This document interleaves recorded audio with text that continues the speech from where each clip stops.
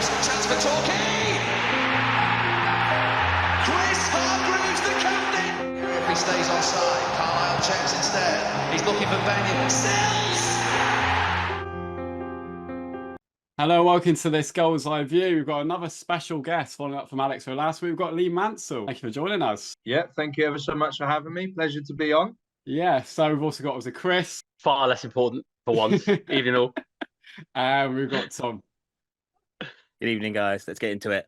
Right, so straight into it. Obviously, Torquay legends, sixth highest record appearance holder with us for many years, through a lot of highs, a lot of lows. We're just going to go back to the start there, actually. The start of your career, kind of getting into football, and was it Luton and a move to Oxford and all that kind of thing? Was it always like, I'm going to be a footballer, or was it, let's just see how far this football thing takes me? Because, I mean, being a professional footballer for so many years, that's one other achievement. But what was it like getting into football? Well, I had a opportunity really. I was kind of, because I was half decent at rugby as well. Oh. So my dad used to play for Gloucester. So obviously being from Gloucester, massive rugby city, you know, there's more local rugby clubs than what there are local football clubs here. Yeah. So kind of played at both. Played for my schoolboy side, Windsor Drive. Obviously played rugby with the schools, going through that.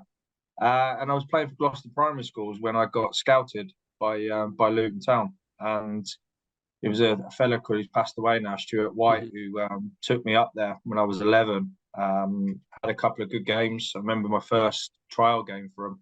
I went up. My dad was away with work, so my grand took me up, bless his soul. And I was so nervous afterwards, after the game, because it was kind of one of those things where they told you the decision there and then. Wow. So imagine you're like 10 years old, you just played for like a trial game against Arsenal, I think it was. And I must have done all right because they invited me back. I just remember holding a towel over my head, like crying into it because I was so nervous about it. Managed obviously to break in, and then kind of everything kind of went swimmingly after that. Done all the schoolboy forms, then went in and become a scholar. Well, a scholar now, which was an apprentice back then. That's how long ago it was. And yeah, broke into the first team when I was 18 and signed my first professional deal. And I've managed to carve out 17 years, which to be honest with you, is no mean feat. Yeah, no, I imagine. So it was Luton and it was Oxford, wasn't it, at the start? What was it like going from like youth football into this sort of professional football? And do you reckon that's changed from like when you broke through to now? Is it a bit different? Obviously, because we speak about your management side a bit later, but kind of, do you reckon football has changed as much as people say it has, or? Oh, hugely. Like the kids now are getting. I've got a young lad who's my young boy who's 9. He's just starting away. He started at under 5s on his football journey, and he does all right grassroots. But you know, you've got kids that are being picked up by clubs at under 6 and under 7 now in their pre-academy, which for me is just so young. It stops their social development in and around, you know, in and around their peers, their school friends. They're kind of regimented all the way through. I was really fortunate to be part of that group where you could sign for anyone. I mean, being in Gloucester, if a scout in Newcastle come down, I could go and sign for them. There was no cap on distance or anything like that there is at the moment. I think it's 45 miles or 45 minutes from where the crow flies to which clubs you can actually sign for. So being where I am now would have only limited me to Cheltenham, Forest Green, Bristol Rovers, City, possibly Newport, maybe even Cardiff, possibly Swindon. So those were the clubs that, you know, would have been around the area from which obviously the young players are going through now. So the game's developed so much over a period of time. It's faster, it's stronger. If you look at everyone now, there's no characters, everyone's the same body shape. It doesn't matter if you're a goalkeeper, a centre half, a centre forward, everyone looks the same. It's just that they've got a different skill set. So like I say, gone are the days of the Jody Bannons of this world, and you know, the thicker set lads like Rene and Brano. I think it's a shame. I think it's a real shame. I think, without going into too much, I think at Torquay last season, I saw a lot of a generation of players who have come out of academies and they just weren't quite ready to really go through, in my opinion, go through that sort of change. That what you said about the social sort of part going a little bit, I think we've almost lost that real character. There's obviously I'm no experience within football, but there's that argument, isn't it? They've almost, because buildings are very separate now between youth and all that. They've lost that kind of, I don't know, that transition into it. But they have. You don't. So obviously, doing my apprenticeship at Luton, we were all based at Kenilworth Road. The first team in the first team change room. We were in the sewage down at the bottom where we were cleaning boots and getting changed, and the reserves were in the away team. So you kind of had that whole club ethos thing. So you're always interacting with first team. I mean, you daren't go in the first team room for fear of getting piled in the boot room, getting filled in, boot polish all over your face, Vaseline everywhere. When I mean everywhere, I mean everywhere. Obviously, they can't get away with it this day. Obviously, safeguarding and stuff, and probably rightly so with some people. But you lose that kind of character. And these young players, I think, at the moment, are so regimented in what they do and what they're skilled to do. It takes away the character from the player as well a little bit. So that's why we're tending to see, I just watched the Germany-Hungary game at the moment, and you look at each other and they're all built the same. Yeah, they all move the same. They're as quick as each other. Like I said, it's just different skill sets now, but the skill sets don't bring character. No, which is hell of a shame. Do you reckon that kind of set you up for the rest of your career, those sort of early years at Luton? Yeah, I think it does, and also grounding. You're made to do jobs. Yeah, cleaning the big baths. I don't know if you played rugby or that you were involved in. Changing rooms where there were huge baths. We've got to clean them, clean the toilets, help the kit lady with everything, put away the dishes. We were given a real good grounding to become professional footballers. So you kind of worked hard because you saw how the pros were treated and you wanted that as well. And that probably translates now to the modern day player, those lads at 18, 19 coming out of what I would call wonderlands. These training grounds are all full of pools and they're getting massages and all that sort of rigmarole. And they turn up to Seal Hayne and, they're looking and thinking, what have I just turned up to here? Sort of so it definitely gives you a grounding. It gives them an eye-opener in it. And you'll get a lot of character from that as well. Yeah, no, really interesting. So I was in Luton and Oxford. What was Oxford like leading to Torquay? It was pretty much the same as the very first year at Torquay, to be perfectly honest. Yeah, I imagine, yeah. 4 different chairmen, 4 different managers, and there was no stability within the football club, and that's ultimately the reason why it went down. I mean, the players were good enough, but just if you've got instability at the top, it tends to manifest all the way down to the bottom, and you find yourself in perilous trouble. And if you think about the times where we struggled at Torquay, ownership was a massive problem. Ownership, changing of managers, and you've got no structure, you've got no leadership, you've got no direction. You have no direction on the football pitch, and ultimately the only way is down. Yeah, that leads us perfectly, Tom, into our next section where we start about Torquay side. Yes. You might have taken over my bit, Sam. Sorry, I'll do that. That's all right. I think it. That's why you were late. I was.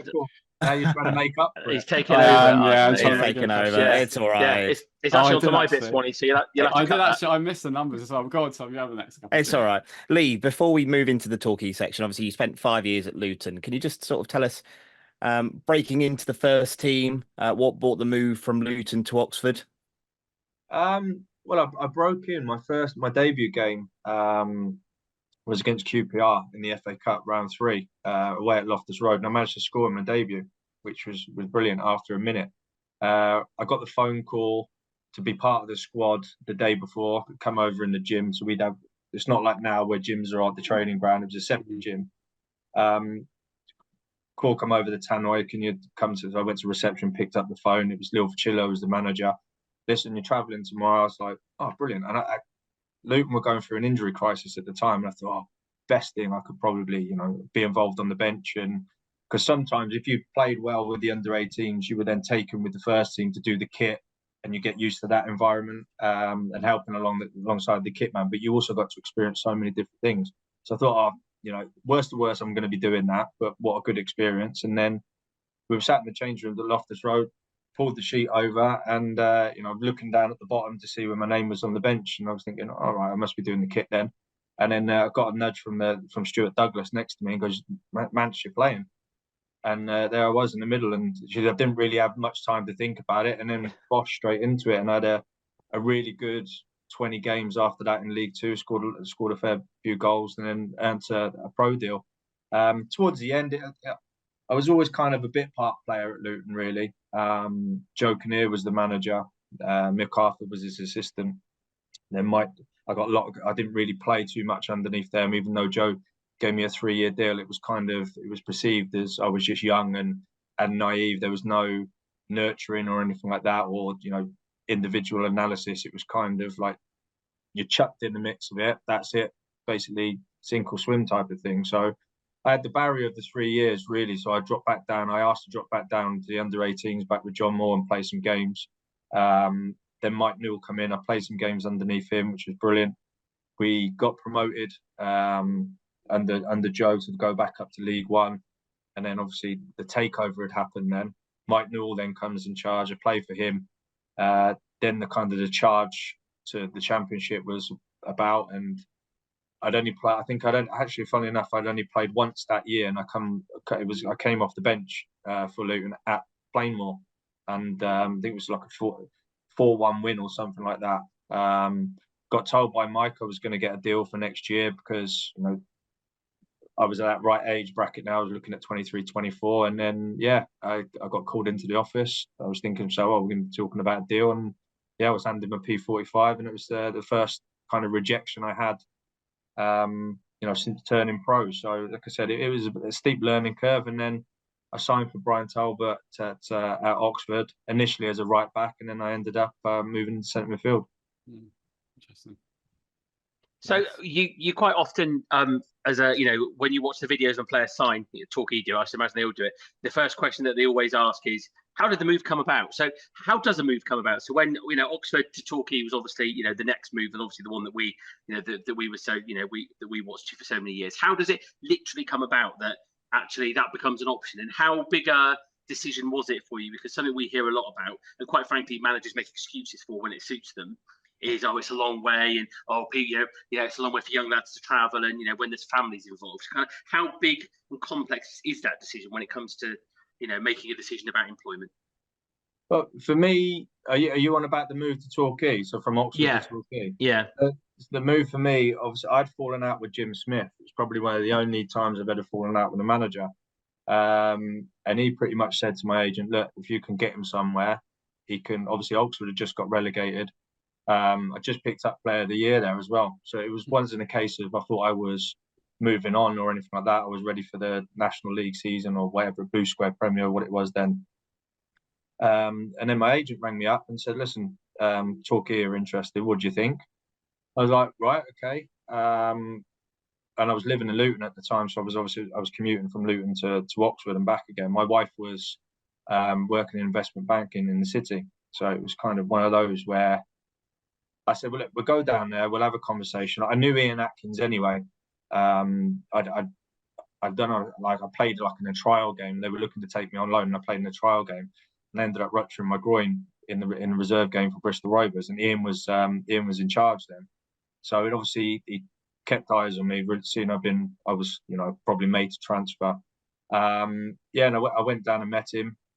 And I just remember I turned up a player, and it was 4.5 hours, I think it was, from Luton to from Luton to Torquay. We had a little drive around, me and my agent, and I was walking around the pitch with Ian, and Dickie at the time was obviously doing the groundsman's job. Didn't know who he was, and I didn't know he was the chairman's stepson or whatever it was, son-in-law, sorry. Yeah, and I just remember I was talking to Ian, and he's walking like next to me, and he kept bending down, and I'm thinking, is he all right or what? Like, we're having a good conversation about what he wants to do going forward. But I then turned back around to look at the bottom of the pitch, so we're going away from the main stand, and there's like a line of like where he's been picking weeds out of the grass. And I'm like, is this fella all right or what? Just like we're trying to have it. I thought to myself, oh, he's trying to sell the club to me, and he's doing it. I want you to play in midfield. I want you to use your energy to get up and down the pitch, sort of thing. He's bending over, and I like what he had to say, and I liked what Torquay had to offer. Originally, for me, it was to go down for 2 years, hopefully do really well, and then probably get a move, back up Gloucester way type of thing. Got back into the car, said to the agent, I had a really good chat with him. My agent had gone off and then spoke to Mike Bateson, and then yeah, I know. And then I got back into the car. I said, listen, I had a really good chat with Ian. How did yours go? Because they were just talking money there and then.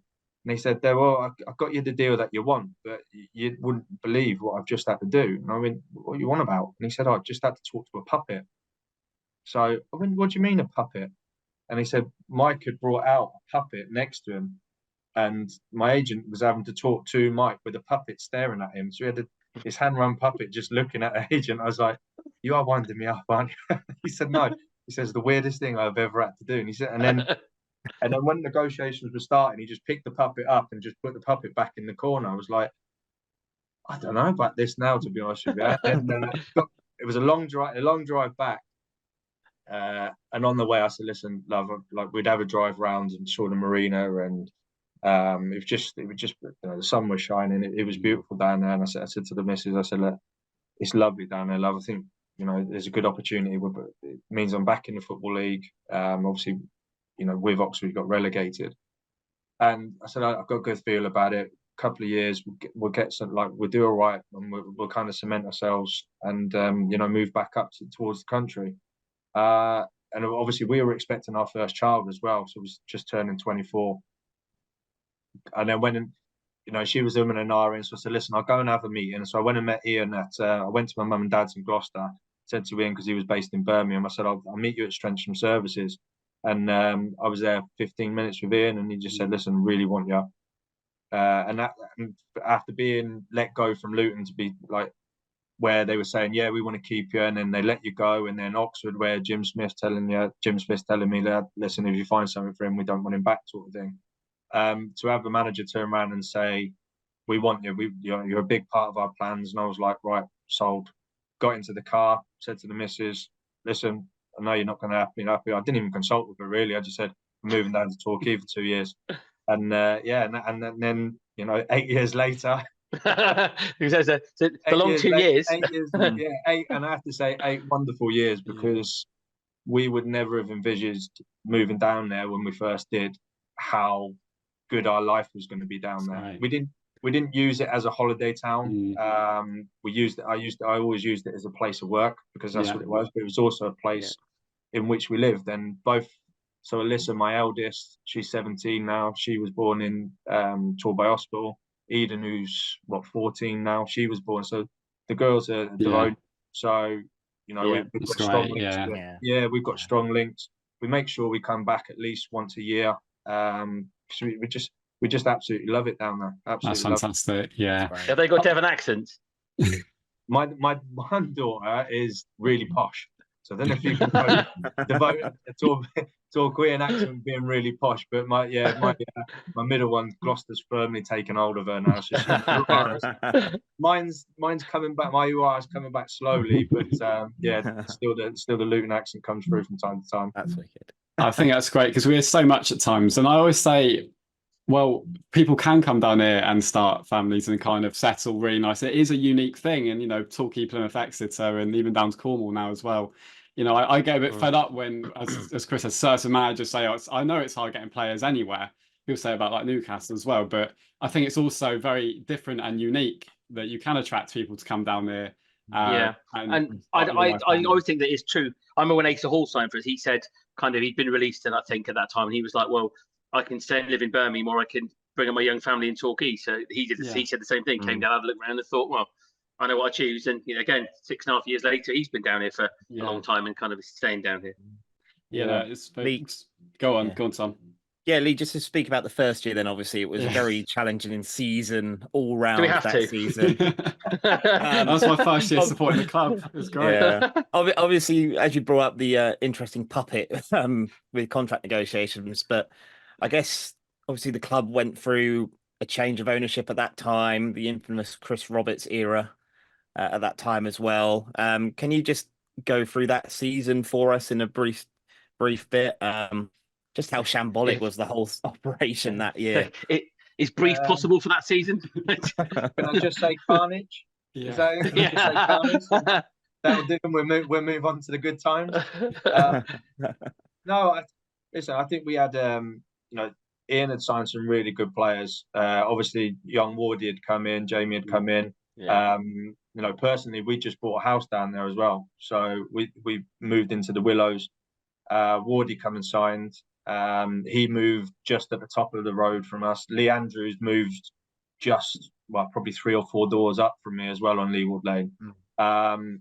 So it was kind of that he kind of got together a really good group. Obviously, Torquay was here, Kev, Woodsy, and so there was already a good nucleus of players that were kind of already in around it. Darren Garner, I was paired with in midfield, so there was a good strong squad there. For Ian was all about the younger lads, which he saw me as at the time, as myself, Jamie, Stev Angus who'd come on board as well, and then so there was a good group of young ones that was coming through, and they were then going to take over for the older ones next year. And we had a really good start. We were up and around it, and then the change of ownership started, and after that happened, and Ian lost his job.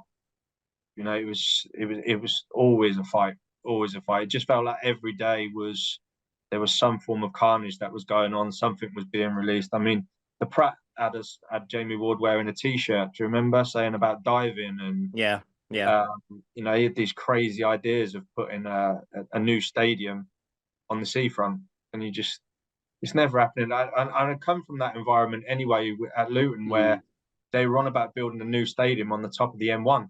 And you're thinking, it's kind of carbon copy again. It's I was just happy I was playing football, so I tended not to get involved too much with it. But some of the stuff that was happening, if you speak to Ian, and he'll probably go into a lot more detail. He probably hid a lot from us, but they really upset the apple cart when obviously the change of ownership happened, and Ian lost his job, because we would have comfortably probably been top half. I would have said, with the signings that we had, and then would have enabled Ian to then probably recruit a little bit stronger, because he could have gone to the board and said, "Listen, I need a couple more. I need a couple more players, and we could be in and around the playoff spots." Unfortunately didn't. And for me, I've got the lovely thing on my CV of having back-to-back relegations, which was fantastic. What was the remit for that season going in? Was it playoff push, top half? Ian would always say it was playoff push, but I think if you asked him realistically, it would have been top half. That would have been a really good season considering what happened the year before. And I think with the group that he got together, it was more than capable of top half table. Like I said, the biggest problem with that season obviously was the change of ownership. And then it happened again, and then it happened again, and then the manager merry-go-round happened, and like I said, we were just like a stone in the water, just sinking really, and there was no real way of getting out of it. How did you take the fans' frustration that season?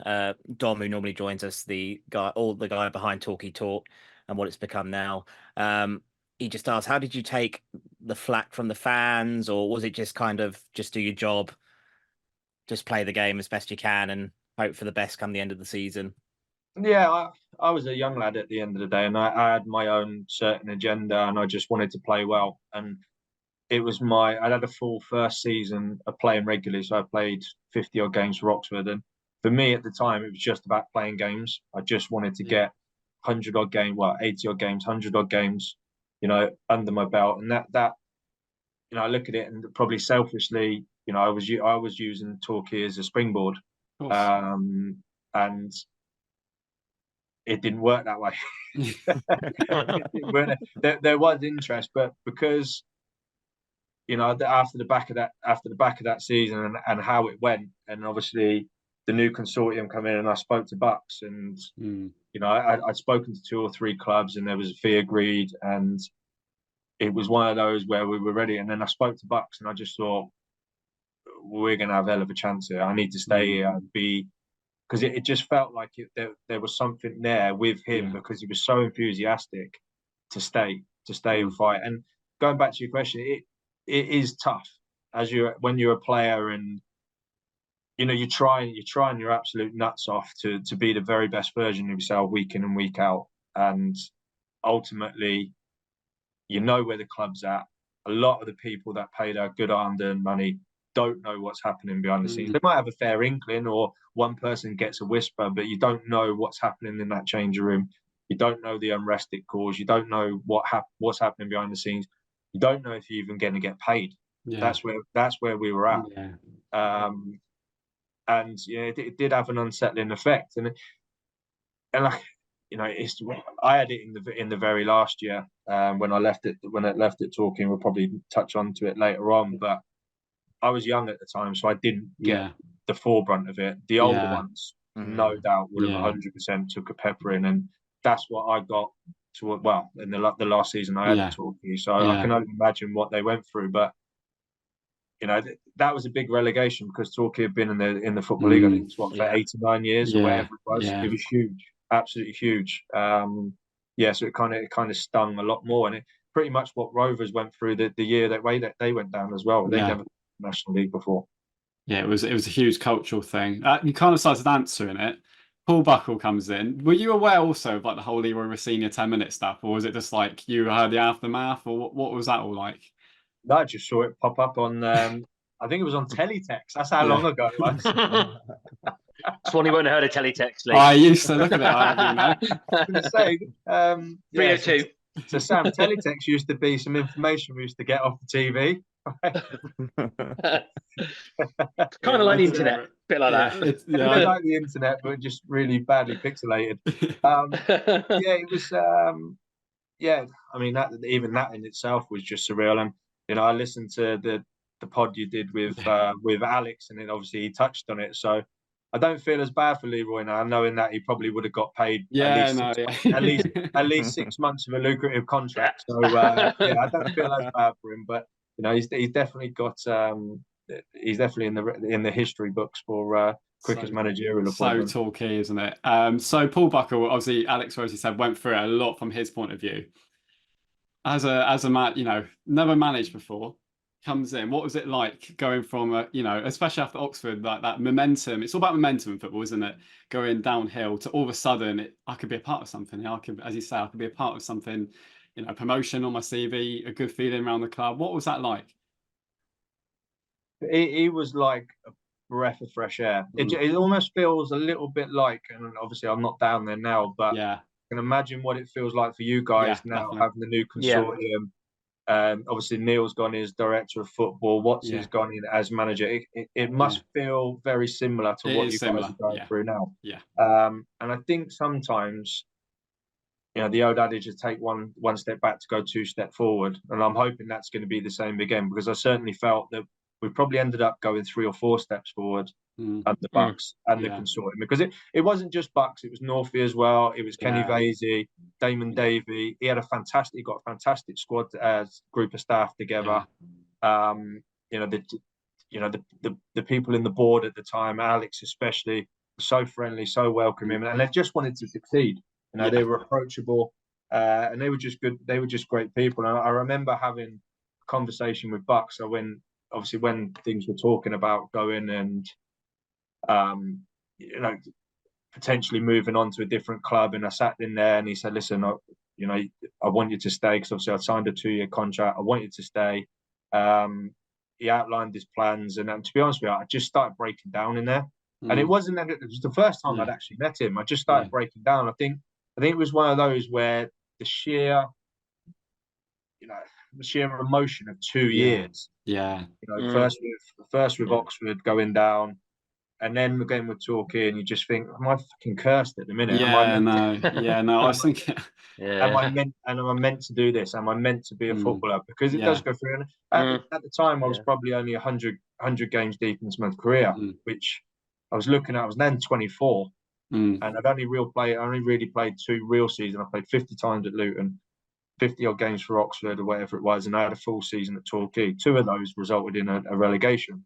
I had 1 promotion at Luton, but I'd only played 13 or I think it was about 15 times, which guaranteed me a medal. But for me, it's not one I look back on and go, "Oh, but I got that one. I deserve that one," because I only played 13 times. Although you travel, but personally, I don't think it's one of them. My medal's up in the loft. It's not on show. So it's just to hear what he had to say, and you could just get his life about him. Yeah, which was huge. And he always come across like that. He would always wear his, you knew what you were getting with Bucks. You knew you were going to get a bollocking, or you knew when you were going to get, rewarded. And he was just brilliant, to be honest with you. That's amazing. I think it's really interesting sort of as a footballer at that point, because obviously a lot of players fall out there. I've seen so many careers at Torquay now. They come about 21, 22, 23, and then they start playing, and then next thing you know, they're nowhere near professional football anymore. And it must be quite difficult. We just had a player who's basically, I think he's leaving the game and he's going to look elsewhere, to think, well, I'm not going to be a professional footballer forever. There probably sometimes you would probably have had that sort of thought at that time. I imagine it's quite tough for footballers to think, right, actually, I might have to go and get another sort of career. Especially if all you've done is football. I imagine that's really difficult.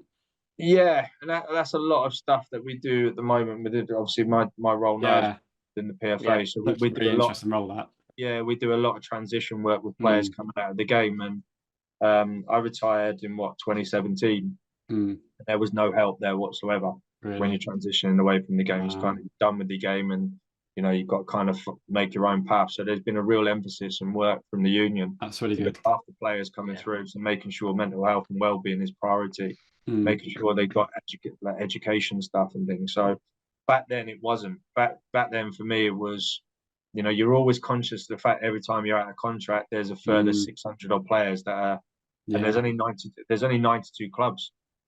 That top tier that's got 20 of them. They're the most elite players in the country, and in the world. So it's very much, you're not going to go from League Two to the Premier League. So your options are only, you're going to probably get a side that's going to be lower down, unless you've had an exceptional season where you go on, you go into higher. But invariably, you end up dropping down the leagues, and you drop very, very quickly. So I was always very conscious of that. And, for me, I think being consistent was always the key. You guys have all seen me play. I was never, razzmatazz doing tricks and tricks and all that sort of stuff. That wasn't my game, and I don't confess it to be. I was just a consistent footballer that managed to carve out an half decent career, and it's something that players take for granted. You think I look at my son now, and he tries to drop a double step over on someone. I'm like, God blessed you with, or whoever blessed you with, unbelievable speed. Just knock it and run. And it's just think, well, they don't do that on the telly, Dad. And I'm like, mate, I'm telling you right now. Get clips of Danny Stevens up. Get down. Get down and let him waltz through everyone. And I said, like, I think it's just the mentality of it. But always my thing was, to try and carve out the next deal, the next deal, the next deal after that. And I never ever chased the money. I think that was a big thing for me. Was no, and I'm going to have to work for the rest of my life. Of course I am. I've taken risks potentially, but like I said, we as a family, we absolutely loved and adored living in Torquay. That's the main thing. That's the main thing of it. It's a very big achievement to have a professional career for so long. Like, I've seen so many great players not do it. Just on that first season, it's the game that should not be spoken of in these terms, generally speaking. But in your career, do you remember a more difficult game to take than that playoff game? Against Exeter, the Exeter one. You forgot about it as well.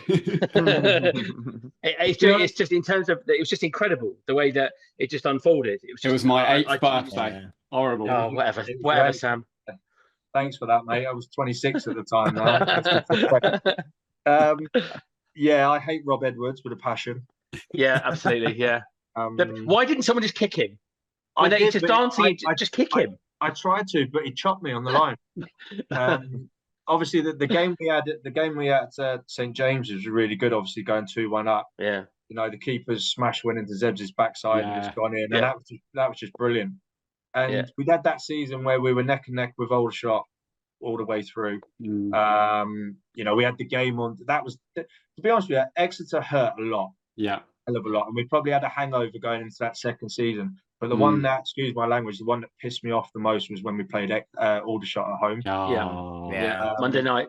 And obviously we had I can't remember his name, Anderson. He decided not to put his fingers in his gloves that game. Argery said similar in his autobiography, actually. Chocolate wrist is what he said. I mean, he's a good lad, and he ended up going and having a good career, but it was, that was such a pivotal game for us as well. It was a massive game. We have played them as well. Yeah, I think it was pretty much a sellout. Yeah. I remember we were 1-0 down, and then we were down the right-hand side. I think it might have been Dan laid one back to me, and I whizzed it in. I think it might have been Silsey got his head on. Was it Phillips? Yeah, I might have a Phillips. favourite, but Phillips. Yeah, it's one of them. Yeah, Philo. So that was the one. The other one was Histon, where Silsey scored in the playoff. So Philo got on, and I thought 1-1, we're in the ascendancy. I'd end up becoming Cafu at the stage, so I come out from midfield and ended up being at right back, which one of your mates is buzzing with. And it was one of those. It was up. I was up against a lad called Grant, I think it was, who was probably the standout winger of the league. And I just remember Buck saying to me, he just said, "Listen, first opportunity you get, just end him." And I remember it coming across by where the old dugouts were, the away ones, and it was just a perfect scenario. He'd let the ball run across his body. I had 10 yards and boom. And it kind of set the tone for the rest of the game. And after that, he didn't want to know. He got dragged after 60 odd minutes. And I knew then, I thought, right, we're going to win this. We're definitely going to win this. And as soon as we won it, top of the table, we would have just gone after it. And I don't think we would have just been relentless, because I know what Bucks would have been like. It would have been bang, bang, bang, bang. And we kind of meandered then through into Exeter, and then playoffs 2-1. I thought, and then when Hilly scores, unbelievable finish, by the way. You still look back on it now, and then 3-1 up, and then just they just panicked, didn't they? Tito just chucked on a load of subs, basically just gave up any sort of shape and just got lucky. I mean, you wouldn't get lucky 1 in 1,000 with the way they tried to do it, and it just all just came on top all of a sudden, didn't it? Yeah, it did, and then what ensued then was just absolute carnage, and it was.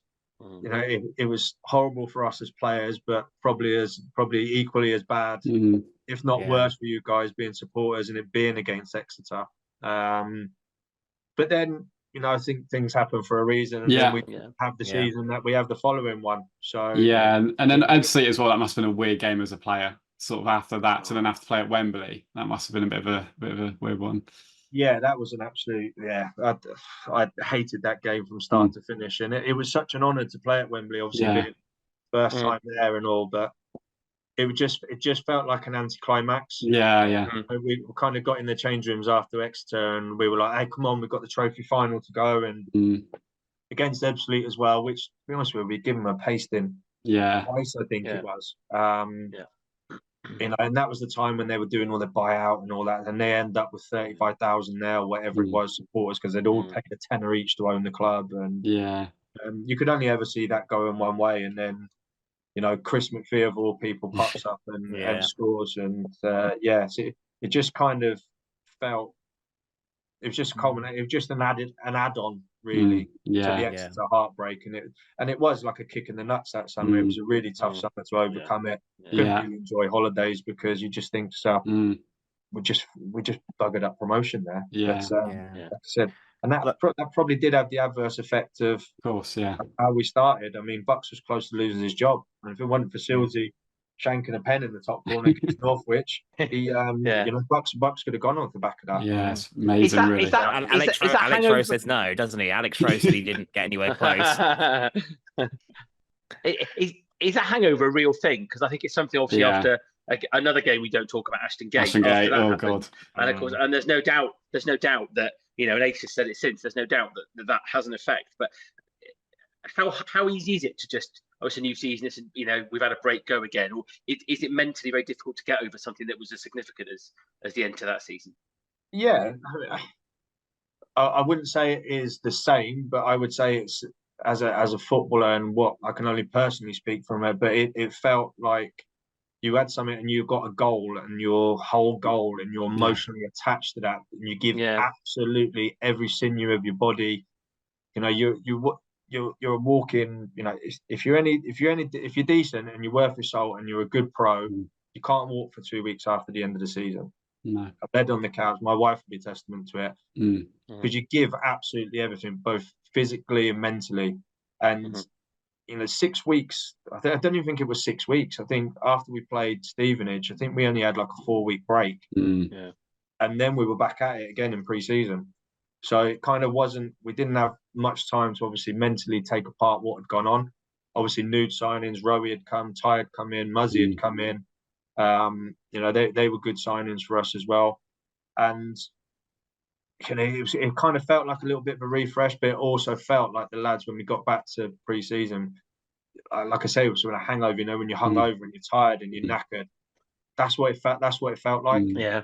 Like you're mentally, you're trying to pick yourself up. Come on, we got to go. Come on, we got to get after it. It is exciting the first couple of days. You go back, and then you'll get someone, especially when you live in Torquay, you get someone like I'd walk around Sainsbury's and matey boy's got me in the frozen aisle, and he's saying, "Oh, what about Exeter then?" And you're like, don't really want to talk about it, but ask the question, you feel obliged. You've got to answer it, but it's just, there's just no getting away from it, and it does.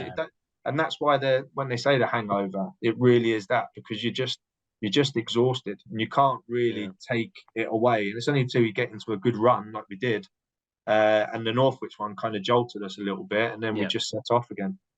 Talk about meeting players in Sainsbury's and their second 08-09. I remember being young and I bumped into Kevin Nicholson, and he was reading a match report about himself, actually. So I thought we'd enjoy that. That does not surprise me in the slightest. It was. I think we were just sponsoring at Oxford on St Anta, and he was just reading it, and like, reading that. He's just reading a report about himself. He must have got an assist or something like that from one of his long throws or corners, but you know, everyone gave him the props about his assist.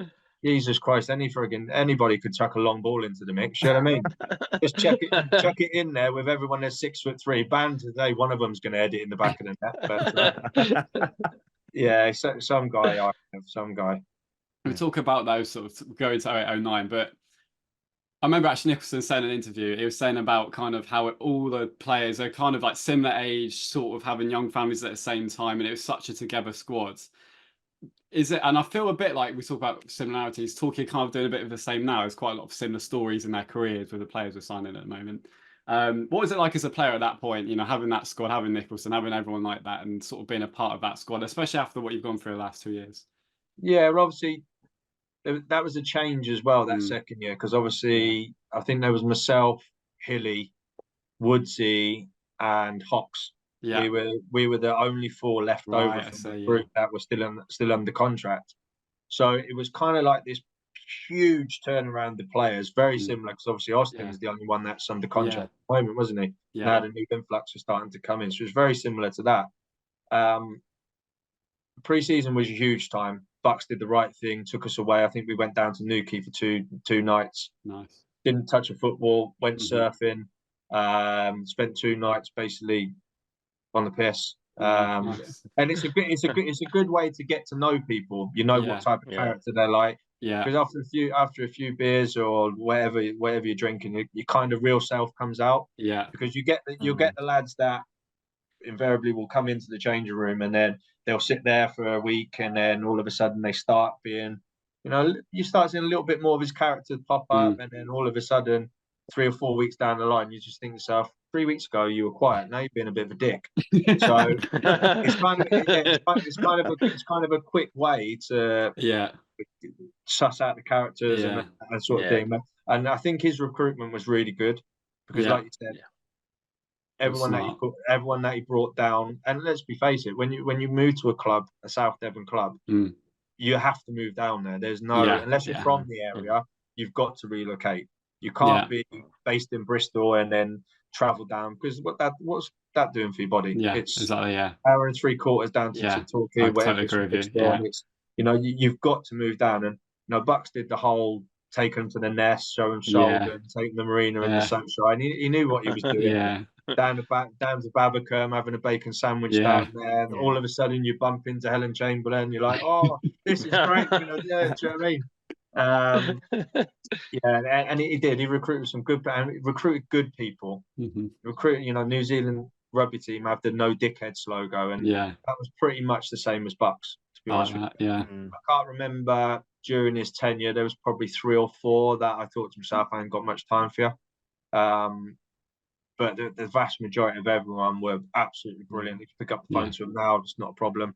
Have a conversation if you've not spoken to them for 2 or 3 years, and you always go back to the old stories again, which is brilliant. And he does such a good job of recruiting for those two. I mean, look how well you've all done like in football and after football, coaching and all that kind of stuff. A lot of the sort of people who all gone straight into football. I think that kind of speaks volumes, really.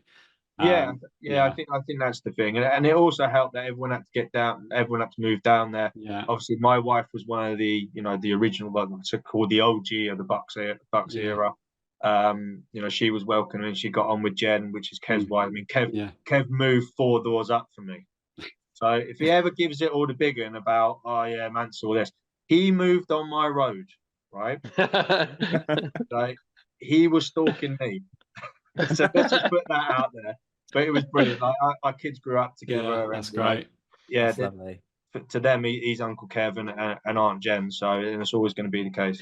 I think that's a side that is often so much forgotten, especially in football fans. That's a nice thing about when you hear that people have had that sort of attachment to our football club, which is why when we've gone through those sort of troubles, it's important we don't lose these football clubs. Yeah. Can I ask about one of the players you just mentioned? I think I mentioned in passing, who was a player I loved watching, Chris Zabrowski, because he was a player who, ironically, with the new manager at Atlanta, can't bring that one up. Football goes around, doesn't it? But what was he's the sort of player I love. He was so excited in terms of he's running with the ball, his goal scoring, he's taking people on. What was he like to play with? Because he seemed quite a quiet lad, kind of on and off the pitch. But I mean, he was such a fun player to watch. I always thought. Yeah, he's brilliant. Zeb's an absolute character. Really good player. He was really good in and around the squad. Obviously, we knew of what happened with Nancy. So we were out in Newquay the first time, and I said, right, let's get it out now. And I just said to him, what happened? And he told us what happened. Obviously, it is what it is. It's done and it's in the past now. But we never had any of that with Zebs. He was just a really, really good bloke and an excellent footballer as well. Really underrated. Oh, so talented. Yeah. He could use both feet. He could dribble. He was so effective because we could get the ball to him and he could drive up the pitch. 50, 60 yards. That's what you need. That's what we've lacked for a few years at Torquay. You need a mix of like the players who are going to be solid, and you need those players who are just going to transition you and do something magical out of nowhere. He scored every sort of goal as well, didn't he? Left foot, right foot, got a few headers as well. He could score any sort of goal, couldn't he? And because, of course, when you talk about players as fans, everyone talks about you, Greavesy, Nico, absolutely rightly. But I remember him and just some of the games he had, he just destroyed some of the teams that second year, didn't he?